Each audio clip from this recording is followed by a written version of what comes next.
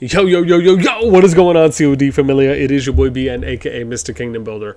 Today, I want to go over some of this Discord drama laminess that has been popping off, along with a rare sighting from Chisgule himself. Now, I say this is a rare, there's a number of things we're going to talk about today, along with what I think are some valid points that Chiz brought up later on.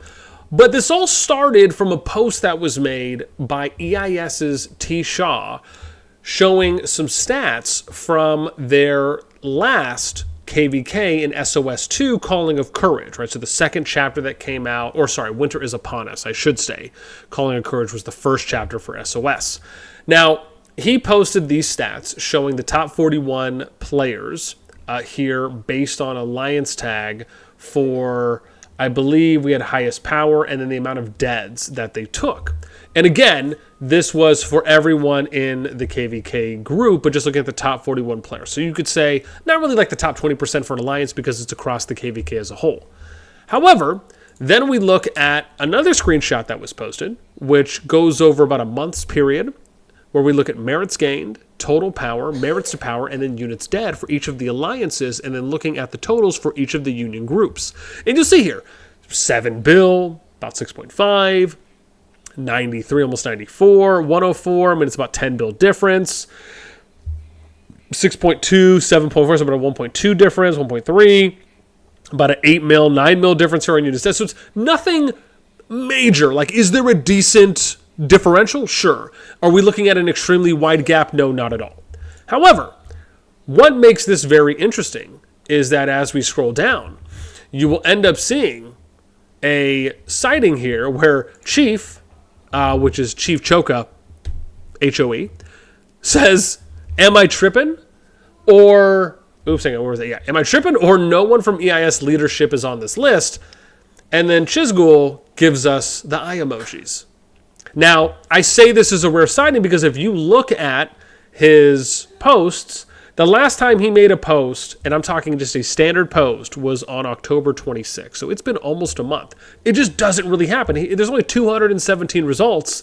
And most of them, I would imagine, if not maybe 50-50, are video postings, right? If not more. And so you scroll up, and again, that's all you see. I scroll down, and you'll see, right, it's mostly video postings here. But then, obviously, the first post coming here today, which is what we're looking at now. This is why I say it is a little bit of a rarish sighting, but let's continue. Chiz goes in to say the chief has spoken, essentially making the claim and agreeing with Chief that, okay, well, what's going on with EIS leadership here that they're not on the list? Now, are they calling them out, which is kind of what maybe it could be? Was there a piece of conversation where EIS leadership maybe said something earlier or higher up, making it seem as though they're really out there fighting and, you know, like they're really digging in the trenches with everyone, and that almost kind of giving this appearance of, oh, okay, well, yeah, we should have as many deads as you, right? It's kind of like the argument that they're kind of making by responding, which is like, you know, who are you to say that whatever you may have said, but obviously the numbers and the data isn't showing that you were in that top. Now, again, it is a top 41 out of everyone that was participating in that KVK. Would it have maybe been a little better to show maybe the top 100 or maybe at a certain threshold and higher? Yeah, I think so. So it's not as though it's necessarily being taken out of context, but again, there obviously are some shots being fired. Now, it has been reported that Chief ended up leaving EIS, and maybe some other people did it and went somewhere else. We might cover that in a later video. But so again, maybe there's just some bad blood going on. However, let's continue. And we get Humble and J-Derb, but they step down because of Chief damage control. Oh my God, is that my idol Chisgule? Damage Chisgule reads the drama. I remember there was a Chief from BXS1, S1 plus 28, my T4 rally. They stepped down because I called them out on not taking deaths.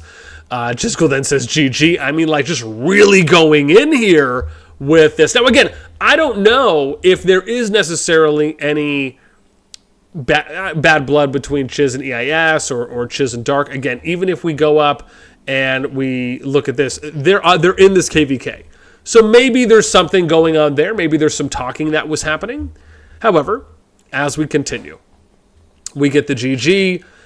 We get leading by example. Okay, so again, Chisgule may be of the opinion that if you're in leadership and you're not maybe having the top deads or maybe some of the top stats, that may not necessarily be something that could warrant you to maybe have a certain level of cachet or value to being a leader in that case. Or maybe in this case, like I said, something else was happening before that led Chief and Chiz to post on this when maybe Dark and others were saying stuff for the member of management. Who knows? Again, I'd love to know. I'm sure some people will let us know. It's funny in this game, people are still very allergic to dead troops. This is an interesting post from Chiz, and I say that because COD is not necessarily Rock, in that Rock has been out a lot longer. Rock has also been taking deads for far longer than COD has. Now, if you want to maybe compare at the time when deads were implemented, maybe those could be around the same time. Again, I'm not exactly solidified on the date for when that was introduced into Rock, if it may have just already been there from the beginning. Because for me, I think I started playing around 100, but didn't really play like hardcore into a main with PvP until I ended up landing in 196 with the LG group. Chiz, I think, was a part of their Discord for a while too as well, and I believe he knew some of the LG fam, and so then we get they'll catch on eventually. The thing for me with dead troops, and most people know because I've stated this publicly, is that my belief is that dead troops can be good, but when you start implementing taking deads so early where it is forced upon you, and you don't allow for enough of the player base to have enough troops on hand to where not only they can fill up to 5 marches of their 1.5 mil, right, if we're at 300k troops per march and you have 1.5 mil troops, but be able to fill them multiple times. Nobody wants to send out all 5 of their marches, or even if you want to say 3 or 4 of their marches, where you're getting 1 to 2 runs of it, right, or maybe a few runs, and then you're done. You know, that's 10 to 15 minutes maybe worth of PvP. Again, you can extend that depending on maybe how far of a walk you have to take. But that's not really fun and enjoyable, I would argue, for anyone outside of the people that are spending money and have a lot of troops, or maybe some of the top free-to-play players that probably have a number. However, even if you look at some of the top free-to-play players, nobody has enough T5 troops at the moment, and I should specifically say as of our last top 25 free-to-player list recording, nobody had 1.5 million T5 troops. Now, maybe some of them could have trained, but at the moment they did not have any. And even if they did, you know, you're still talking about, even if you're conservative in sending out 2 to 3 marches, you know, you're still looking at a handful of runs that you're able to make, if that. And so my whole view is that if we want to see longer lasting fights, people have to have more troops trained overall in order to then run back, refill, head back out, and then rinse and repeat to do that, to where you're not just having this 15, 20, 30-minute PvP run, and that's all you get until you end up healing, and then you get to do it all again later. Like I would like to believe that people would enjoy being able to send their troops out 10, 15, 20 times in you know, back to back, and have that availability and ability to do that, because you have a decent amount of troops that are saved, right? And then it's just a matter of playing smart at that point. However, we continue. It says, a lot of you guys tell us to Deaths of Cities. That is a total deads list. Now, yeah, obviously the deads list can be taken from rallying cities that are undefended, or maybe we're not able to fight back. You could be taking deads for maybe unfavorable trades on the bastions. It may not necessarily be like pure, we're ready, they're ready, we're prepped, they're prepped, and we're fighting it out in the bastion or fighting it out in the pass, right? And maybe a little less fighting it out in a city. We continue. I need to watch this channel more often. Hella funny. I don't see you on the list at all, Mr. 300 mil R5. Jeez, man. Oh, boy. They're just, where's our deads list? Jeez, man, you guys. He won't give us it until Crazy Bob gets him 1K. He's owed. What? Where's our dead? Whoa, my God, I gotta hit up Wahiddle. What's going on here? The list is incorrect. I had over 600k deads, and Humble and J-Derb were both R4s. They just said remove them so they don't have to deal with Chief and his group. Okay. Doesn't work when you have Tebi. Chisgule is familiar with dead troops, seeing as whole BDO alliance was dead last season. Damn, dude. They drunk. You guys are just so violent. What are your views on thick anime mobbies? So, dude, like, what is going on in this chat? Okay, all right, funny. I touched grass the first time since the game started. Folk, not gonna lie, Chisgule ate 4 times rallies and then clown y'all after. I'm not affiliated with this Apollo guy. According to this video, though, they were fighting like hell season. Because of that, your low merit BDO is fighting 2 fronts the entire season. I don't know. Chief is obsessed talking about deads because it's the only stat he can top in by suiciding troops. Jeez. Yeah, I mean, we were dead from boredom. Not gonna lie, my Magro got rallied twice all season? Question mark. And then we get all you've been talking about is deads, dude. Should I know? Let me see. To be honest, I barely watched your season. Had fun when we fought y'all, though. Okay, all right. So some class-ish there. Dead from boredom. Gave up necro platform. Interesting. Oh wow, interesting. Average whale with minimal requirements. BDO left necro platform without defending. Chiz says we left necro platform after it became indefensible. There is a difference. This is actually something I would agree with. However, again, I didn't see the exact fight and the situations playing out. But I think generally and tactically, if you find that a position is indefensible, is there a point being at the disadvantage or falling back to an area on the map where you can have the advantage if you are able to and in a position to? That I think makes sense. But again, I'm sure they're probably speaking to a very specific situation that ended up happening, and I didn't really see how that played out. They scared of Deathman. Dark cried all season about the Bastions. A little interesting. We've got you. Now, I will say this about the Bastion situation is, you know, again, is this one of those situations where they're able to win Bastion fights? And it's just a matter of people didn't want to take the deads. Like, there's a big difference between you being able to rally and fight the Bastions, where you can take neutral to winning trades, versus you consistently taking losing trades and you just don't want to lose the deads for that reason. So there's kind of 2 different approaches. Like, yeah, I would argue that if you're able to win Bastion trades, even if you're taking deads, that is very much less of a reason to not fight versus you knowing that you're just not in a position to consistently get wins and you're probably going to consistently lose trades. Okay, that makes a little bit more sense to me. However, if maybe some people are dead allergic or dead phobic on you just not wanting to take deads, and that could be a reason, that's a little more interesting. Do I think that there is some merit to that with the fact that we've talked about, again, going back to the initial point I made on the fact that we want to try and have longer lasting PvP, and the sad part is you're just not going to get that now keep in mind, you are not, and I have to speak on both sides of this, because even if you're free to play low spend, you do not necessarily have to go out and put yourself in a position to take deads. However, when you're going up against alliances that are mostly made up of spenders, it also makes it difficult and challenging for you to maybe be in those alliances as well. Like, there's a lot of facets and sides to this that I could do probably a whole TED talk on the challenges of what something like incurring a lot more deads, especially in a forceful way, like a flag Bastion essentially does, or i.e. a flag that you more or less have to take down in order to move past, or a portable pass at that point. So it's not that I'm necessarily overall against Bastions. I just don't necessarily think that Bastions are the answer to us having more enjoyable, longer lasting, more sustainable, and more fulfilling PvP in KVKs. It just very much felt like a quick fix to a water pipe that burst, instead of just kind of addressing and trying to challenge themselves to find good, sustainable, long-term answers to the PvP. And I do think there's other ways to go about it. Maybe we'll talk about that in another video. I just don't know if Bastions is like the end-all, be-all, like, yeah, man, that's what's really going to get us over the hump, or extend the unique approach that we have in COD versus something like Rock, Infinity Kingdom, other kingdom builders. We continue. Now you just ran from T4 fights. EIS sounds like as no war right now. Interesting take from Sapphire. True, Chisgule's always right in a discussion. You're complaining to a guy who did a video on Bastions being too OP. Yeah.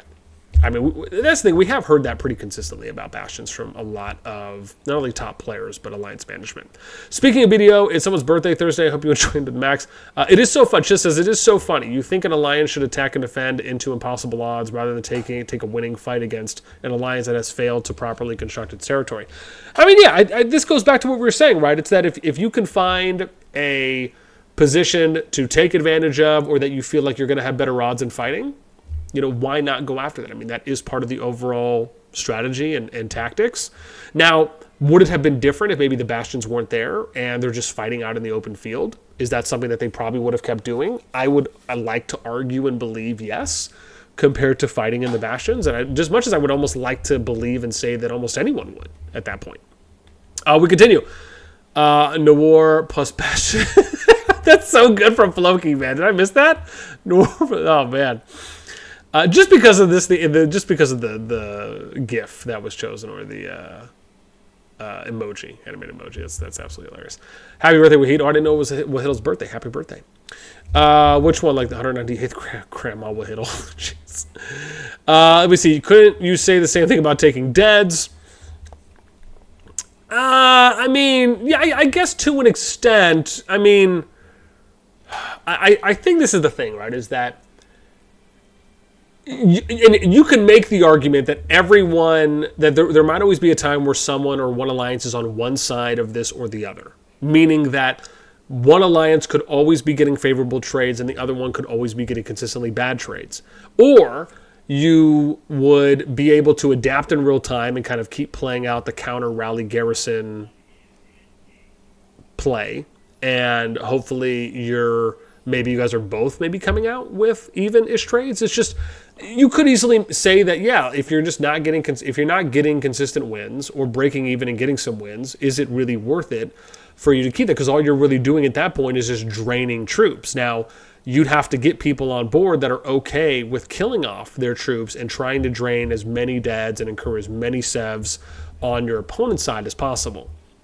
Are spenders, and I say that on average because they're probably going to have the most troops available, will they be willing to do that? That is kind of a thing that's up to each person, right? Do you value that more, or do you value fighting it out in the open field? I would argue that if you're trying to incur more overall damage, then yeah, maybe you take the Bastion fight, where you're going to end up maybe draining faster, because not only are they taking savs, but the deads, they basically at that point have to retrain. But then I have heard from some people that it's like, okay, I'll just take the deads and retrain. Why am I going to sit there and worry about rehealing my savs? I'll just train a bunch of... I mean, again, I would imagine there's a couple different lanes that you can play that out from. As we continue, how'd that work out for you? Fighters migrate out. Damn. Okay. And again, we did hear some EIS peeps did migrate out. But Chis is going in pretty hard right now. Like, I mean, it's like gloves are off right now, and we are a-fighting. We are a-fixin' to fight-all. People were migrated out, yes, +2. How was BDO recruitment? Okay, Dark's firing some shots back. Just a little teensy bit. Ayo, that sound hurts. Hello? Not migrate out. They got kicked 2 different things. Chisgule must have gotten dropped from his COD deal since he's trash talking on Discord. Wait, what? I don't see any trash talk. I see healthy banter, I think, from both sides so far. BDO recruitment looking great right now. BDO is trash. I mean, I'm not trash talking, just speaking some common sense facts. Timmy with the cap calling. Oh gosh, Timmy, you're so violent. Y'all should just join TFS Trident coming in. I mean, clean pickup there. We see you trying to be smooth operator under the radar. Leave my Sweet King Chisgule alone. One guy who dropped the N-bomb on a regular basis got kicked and took a few people with him. Oh, interesting. I didn't hear about that one. Whoever goes to BDO will suffer losses. BDO loses like every season. Count number 3 on most field troops was, oh yeah, that was when someone took a look at that. I mean, honestly, we've transitioned into a new meta. Okay, Black Adam's left. Can't be Bastions because we all have bad pets meta. Could be. I mean, I can't be the only one who noticed the biggest kingdoms trying to take the easiest fights. This is interesting. And I want to point something out before I go down further, because this was, I would argue, just a very nice moment for myself. And again, I've known Chiz for a while. We've had conversations back and forth before the kind of brief temporary dark void period, which, again, thankfully is over. Always happy to be once again on general speaking terms. Is we then go down and we see where it's like BDO, PD1 off season. We got preseason of Strife was a whole different world, but not comparable. We keep going, and I think I had posted something a little bit farther down. I'll probably get to that in a moment here. Post-migration world is different world. I mean, that is pretty true, at least if we're talking about global migration. The glaze never stops, not even during vacation. Didn't BDO run away from Echo this season before as well? What do we got here? Didn't BDO? You're confusing pre-migration world from post-migration world, two different landscapes entirely, and if you can't see the difference, it's going to be hard to help you. Cheat is my man. It's going in. We get increased on vacation facts. We could and you knew it, so you ran away. What is it? We couldn't break the Bastions and you couldn't break ours. We could and you knew it, so you ran away. I mean, I'll say this, if neither of the Bastions got broke, that's kind of easy to say after the fact compared to, you know, everyone playing it out and then you see what ends up happening. I mean, you could still make the argument that unless everyone's breaking completely even, someone is going to break eventually, right? Oh, your Bastions. Here we go. So I said, this is my comment to Chiz saying, sadly, there is and has been some truth to this, as the data does not lie when we reviewed matchups and then saw who allied with who in some KVK groups, as unfortunate as it is to say and see. And this has just been the truth, right? Ever since we've been covering PvP T5 data for the top 3 or so KVK groups in a couple seasons, we have been seeing some of the top KVK groups just not take the most fair and balanced matchups, unfortunately. And on average, the ones who have a little bit more power are usually seeing wins at the end of those KVK seasons. You can make the argument that those are somewhat manipulated or, you know, heavily loaded, or I should say heavily-ish loaded the deck a bit in their favor in order to try and get that. It is unfortunate. Now, again, I eventually want to be able to do a lot more deep dive coverage on data, and we're going to be trying to do that going forward with the bot now that we have that's able to pull. And so hopefully we'll be able to do a little bit more holistic approach in what we're showing off from both sides. However, we continue, and this is, you know, I think just a very nice moment. Did I tear up a little bit? Possibly. But was it a very nice, humbling tear? Was it just a welcoming, just warming of the heart? Absolutely.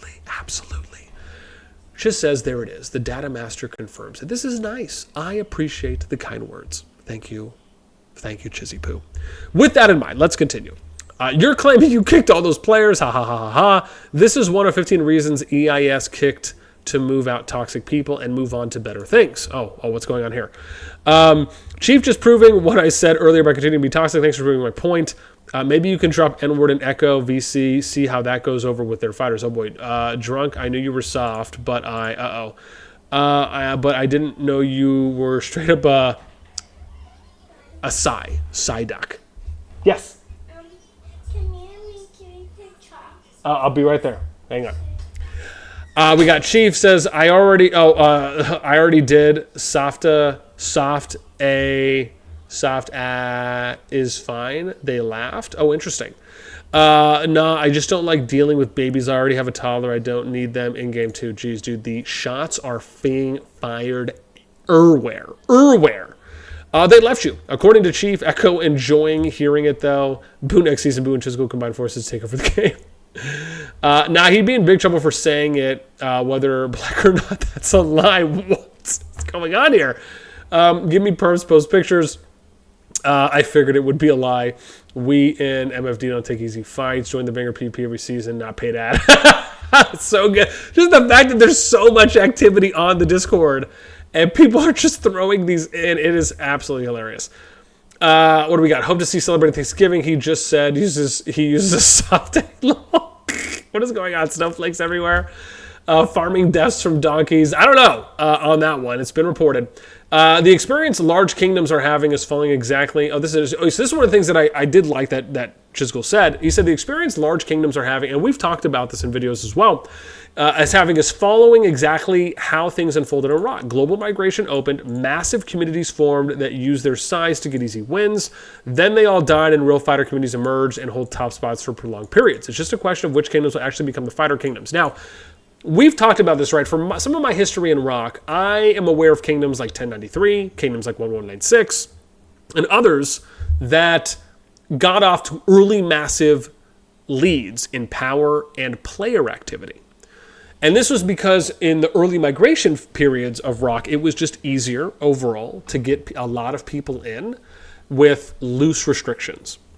And because of that, you had kingdoms that kind of established and became super kingdoms. The two I mentioned and a few others. And again, I can't remember if it was like White Tigers and some others like JWM, etc. Others that again, and maybe I'm sure there's some that I'm missing. But the point is that the way what happened to COD specifically, and I want to be very clear here, in the migration phase. Now, once global migration opened, of course, the first season with being able to migrate gems globally, and then, or when they gave everyone that free opportunity, and the second season were probably two of the most impactful to being able to boost numbers early on. However, the most egregious form of this was during the, I believe, season before Season of Strife came out, where basically there was no cap. There was no, and we did videos on this, where there was no migration cap. Some people said it might have been 40 billion, but the fact is that this was at a time where you could still get 300 people in, and during that phase, for those kingdoms, you could bring in however much power you wanted all the way up to 300 people. And we saw kingdoms like, most notably, 23, where TFS brought in ANCS, basically a second main alliance of 150, 200 people, and then they brought in a lot more. I mean, they just shot to the top, and you saw that when we did the top 25 kingdoms board. And that's kind of what Chiz is talking about here, is that you had situations like that in Rock, you had situations like that in COD, which is unfortunate because why not take the lessons you've learned from Rock and just apply a system, and hopefully a better system, or improving upon said system, and then applying and implementing that in COD. So you don't have the same repeats of what happened before, but sadly we still ended up getting those. So it just sucks to see overall, because you would hope that some lessons would be learned from that, and we would be seeing some improvements made overall. So we continue with, some people are like, yeah, I agree. We had someone else, actually, I do agree with this. Plywood said, I know one fighter kingdom, my perspective, Chiz. Right? And Chiz goes on to say, right, to become a fighter community, two things must be true. You must take fair but hard fights, potentially even setting odds slightly against you. And keep in mind, we've talked about this when we've done the T5 PvP breakdown, where we say if one union has more overall T5 players, then they should also have a little bit more overall power, and then the other side should have more 100 mil plus players.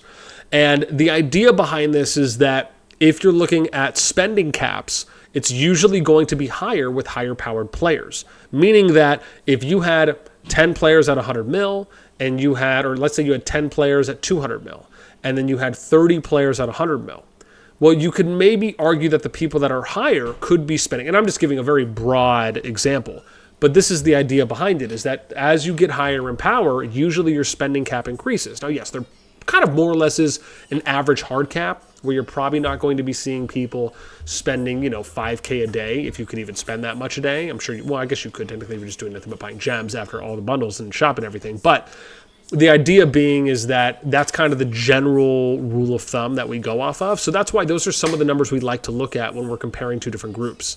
But this is pretty accurate. You are not afraid of dead troops, and perhaps even require large amounts of dead troops.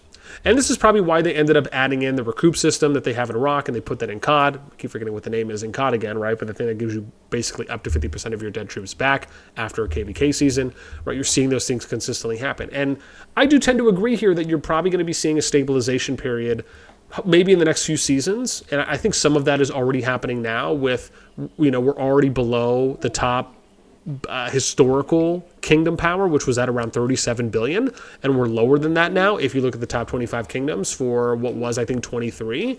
And now obviously some people have moved out of 23 with ANCS, and I think they've gone somewhere else for some of their group of fighters, and you're just going to keep seeing that number come back down, with the idea of hopefully it eventually stabilizing around, below 30 bill, and then eventually working its way over a number of seasons to try and get back to that 23, 24, maybe 25 bill range. But that's going to take a while. Now, these things could have been addressed earlier from the offset or onset of when, or yeah, we'll just say from the jump, from once migration was implemented, they could have already been working on this. Right, so like I said, that's just why I say it kind of sucks that these things weren't addressed earlier when there was an opportunity for them to be. Actually, this is happening. You're right. Well said as always. We have you were onto something. Yeah, penguins. So you're saying NTS and Echo. This is so dead. Crazy Bob, Leo, Midget. Who knows who it will be? It's less about what I say and more about what they do. Something pay to win doesn't follow since BDO plus pay to win season. What's odd to me is BDO crying about teaming when they did it multiple seasons and now it's global. It's different. Well, I mean, I think with BDO, right? Didn't they take a couple losses in seasons due to essentially betrayals / people kind of going against their word or just different actions that were done? That again, whether those were true betrayals or not, I don't know all the details behind them, right? Just only what was spoken about. I'm sure at the end of the day, it's always nice to get a W here and there. But I think more importantly, it's nice when the matchups are fair and balanced. And I think that should always be the goal that everyone intends to, because when you don't take those, it just is never a good look on you. And the people that are on that are on those sides, especially the people who initiated that and were really spearheading having a more favored side versus others. And this is one of the reasons why you look at a group, and again, this is back when the original TA, the Avenger group, and it was TA and TM, but back then when TA was taking multiple favored matchups that we ended up seeing happening, and we covered this as well in videos. And again, I don't know how their matchup placings have been going recently, but earlier on, and again, I'm sure there's been some leadership replacements too as well, so it's never good to kind of hold people to that same standard based on if there's new leadership in there and they're trying to do things differently. But back then, and this was the case with some others as well, but I would say TA was probably the most notable at the time post-global launch that happened over the next couple seasons. And it just is never kind of a good look when those things are happening. Let me see. Yeah, I probably only have a little bit left. Chief has a weekly drama chart. If he hasn't had enough, he finds a way. Man, dude, can I get access to the chart? What's going on? No, he always had an account in the war. I just wanted to fight. It was pretty soft to avoid fights and deaths. Let's see. Experience large kingdoms. My boy Drago, BNX. Just you guys, man. You guys are too much. I have no control. Ken still plays. I think he does, man. Yeah, my boy Panties Brook. I think I messaged him in game somewhere. I just can't remember what the kingdom was. PDO plus Echo on top. Obviously, guns coming in for the nice check. Savar says you shouldn't put FSK in any tier list at the beginning. It's not fair because these players are just working on their stats like chicken farming over 50 farm accounts, killing T1 and farming deaths against each other's killing donkeys. Though in there are enough proofs in community for not count FSK as alliance. Got you. I mean, again, I've heard reports from multiple people. My view is I want to try and kind of do some of these stat series videos at least once that I haven't done yet to kind of debut. I just want to see I just want to see kind of what the reaction and what the engagement's going to be and the traffic on them for stat lines that I haven't done before. And then, we'll kind of, weed some stuff out to the ones that maybe are most enjoyable by the community. But yeah, man, this is pretty wild for some shots fired that happened. I think that was probably the last post from Chiz, unless maybe there's something farther down. But I would just love, again, there's a lot here, and I am planning to reach out. I already told Dark, I was talking to him in the VC, I think a couple days ago, that I was planning to reach out to kind of ask what ended up happening with Chief and the EIS stuff. Again, even with Nawar too as well. I've had some people from Nawar that have reached out and shared with me some views on their experience there and why they left or why they were kicked or why they were rallied, for whatever the reasons may have been. As I know Nawar is, I think, thinning out and kind of cleaning house, which is pretty standard. But again, for anyone that's not in Nawar anymore, I'd love to hear. Please feel free to reach out to me. If you're not in EIS anymore, please feel free to reach out. I'd love to hear. And yeah, man, that's going to be it for me. If anyone has any more context, let me know in the comments down below. But this was fun, reading through this and reacting. Always nice to see a friendly sighting for Chiz. And until next time, we'll catch you guys later.